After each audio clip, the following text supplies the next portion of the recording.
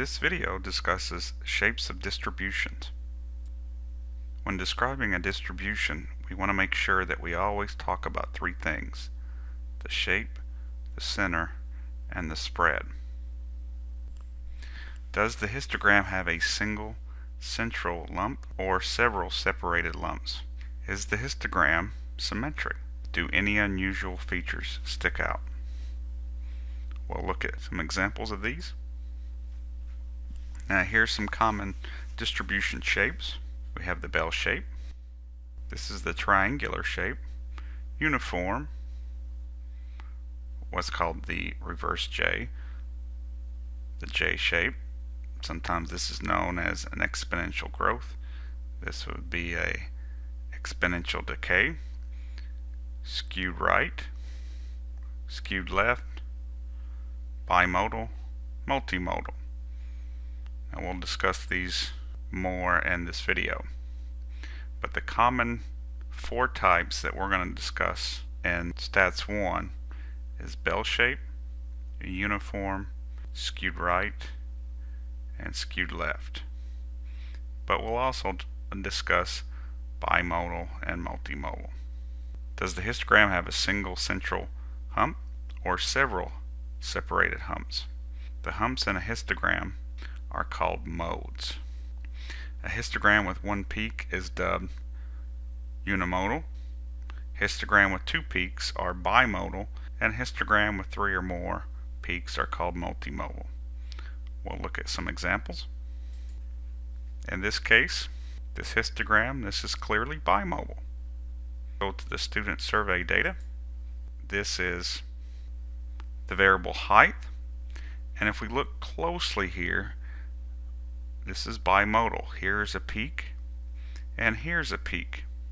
And if we think about it, this should make sense because this is men and women grouped together, and we know that men on average, this peak, is taller or more to the right than female heights. And we can also see that the frequency, there's more women taking the survey than men.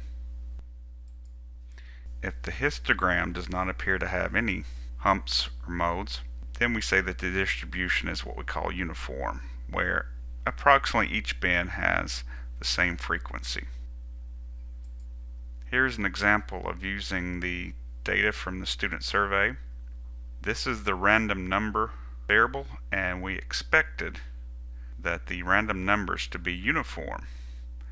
If you remember the question asked pick a number between 1 and 10, and as we can see, most people pick 7.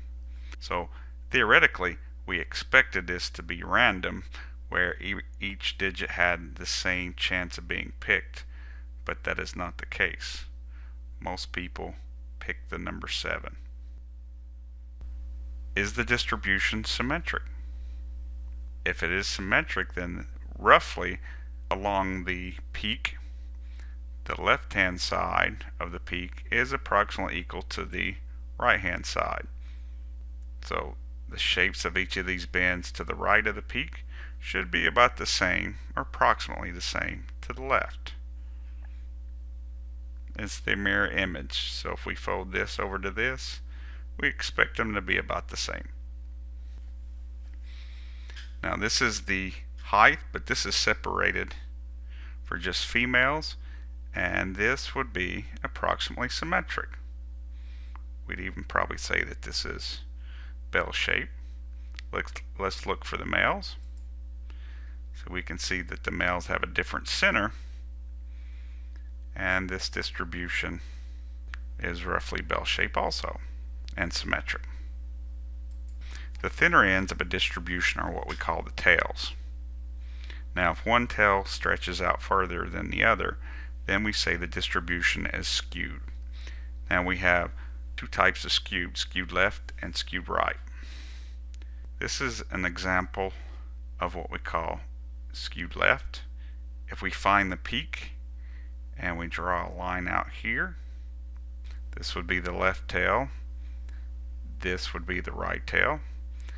So this would be an example of skewed left. This would be an example of skew right. This right tail is longer than this left tail.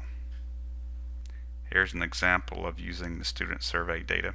Age, clearly this is skewed right. The right tail is a lot longer than the left tail.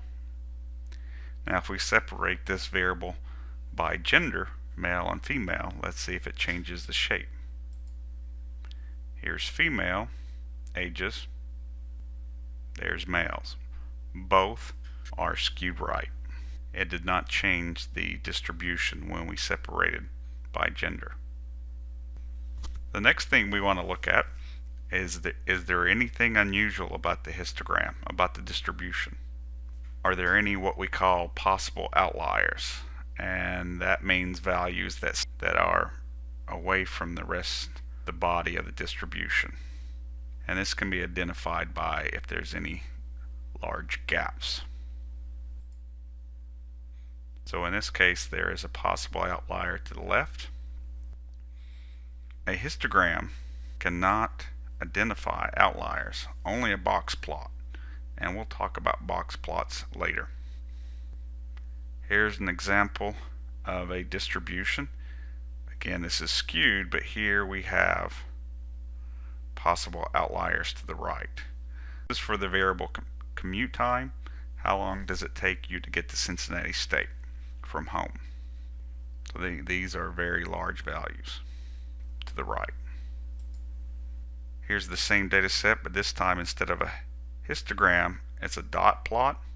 And again, we can see that there are possible outliers to the right. A dot plot only shows possible outliers. A box plot is the only graph that will tell us if a value is an outlier. Our last example is the variable WOBEGON. So there's something called the WOBEGON effect, and this is the question: on a scale from 1 to 10, how do you rate your intelligence? And we can see most people say 8, but we do have some possible outliers here. So we have about 200 people who say they're 10 out of 10. We have about a little bit more than 300 give themselves a 9. The largest peak here, a little bit under 700, maybe 780 people say they're an 8. 7 would be about 500. We have about 150 for 6, and for 5 we have about 100. There is something called the WOBEGON effect, and it simply means that people, when you ask them how good they can drive, or you ask them about their intelligence, usually they'll almost always say they're above average. So in this case we have the majority of the people being way above average. Thanks for watching.